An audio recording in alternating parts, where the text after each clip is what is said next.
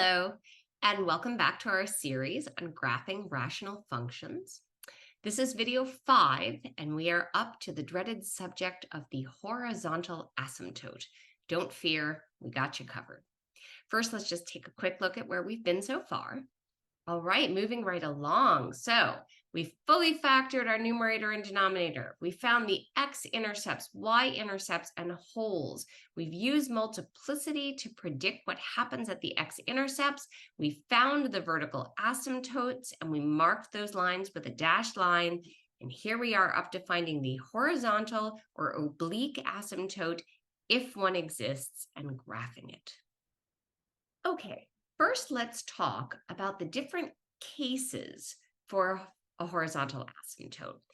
And what they're all about is the relationship of the degree of the numerator to the degree of the denominator. Okay, well, what does degree mean? So if that's a new term to you, degree means the exponent of the highest term. So in all these examples, I've only given one term. But if this said x squared plus x plus 7, x squared would be our highest term, and its exponent is 2. So we would say that this is a second degree, whereas this is a third degree. Okay, the first case is when the degree of the numerator is smaller than the degree of the denominator.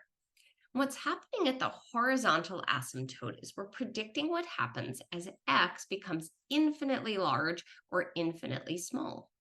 So as x becomes infinitely large on the top and the top is squared, divided by x becoming infinitely large on the bottom and x is cubed, the bottom is going to increase much more rapidly than the top. We're going to wind up with essentially 1 divided by a giant number, which is going to essentially be 0. It will approach 0. So when the highest degree term on the top on the numerator is smaller than on the denominator, our horizontal asymptote is the line y equals 0. Let's look at the next case, which is when the degree of the numerator and the denominator are the same. So in this case, as our biggest term becomes infinitely large, and the reason we only look at the biggest term, by the way, is all the rest of the terms become irrelevant as our largest term becomes infinitely large. Well, these two will be the same, only there will be 5 of these and 2 of these. So when the degree of the leading term is the same on top and bottom, the horizontal asymptote is the line that equals the division of the coefficients of those terms. So the line y equals 5/2.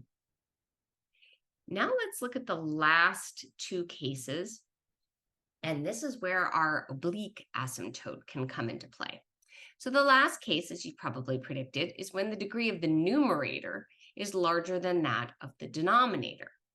So if the numerator is significantly larger than the denominator, like more than a single degree, then our numerator is increasing at such a large pace that our horizontal asymptote essentially will be infinity, and therefore it doesn't exist.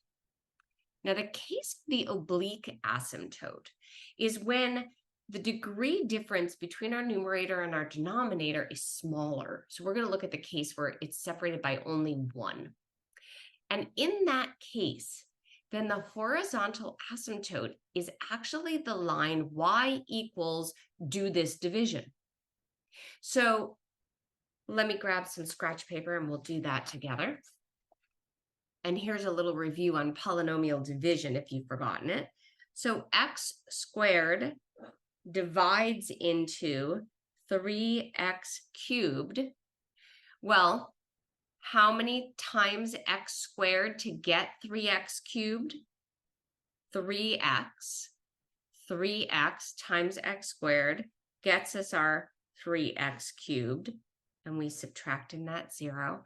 So that right there is our oblique asymptote. It means the figure will be approaching the line y equals 3x.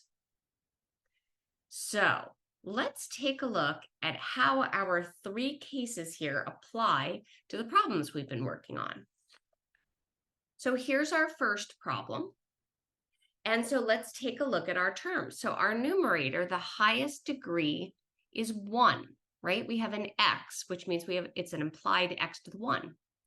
And our highest degree of our denominator is 2. So this is the case where the degree of our denominator is larger than the degree of our numerator. And as our denominator gets infinitely larger than our numerator, our horizontal asymptote approaches 0. So our horizontal asymptote is the line y equals 0. This is that first case. And so then on our picture,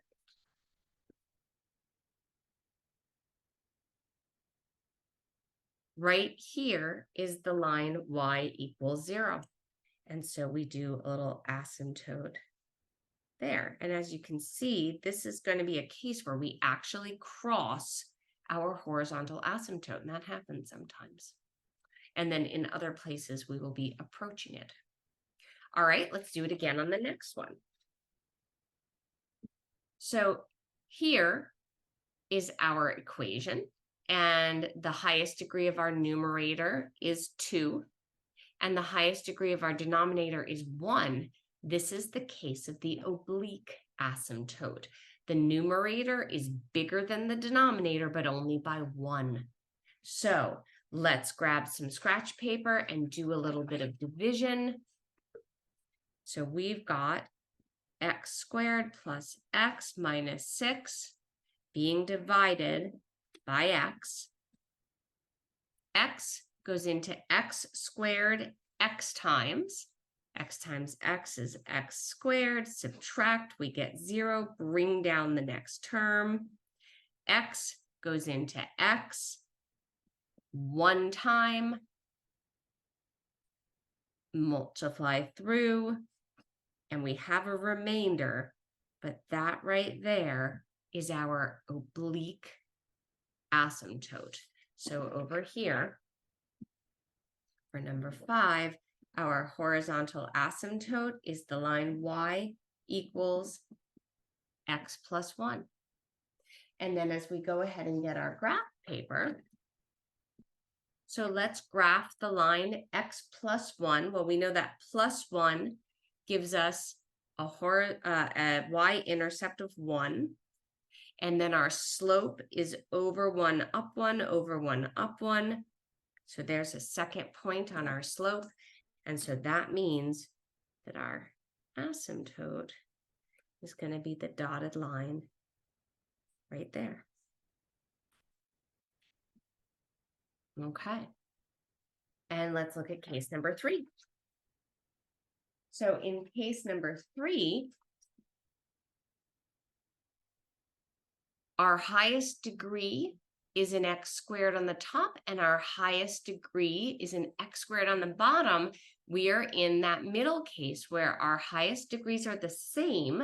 So they're approaching infinity together, which means that they will approach the coefficients divided. So coefficient here is 4. Implied coefficient there is 1. So this is the case where our horizontal asymptote is the line y equals 4 over 1, or 4.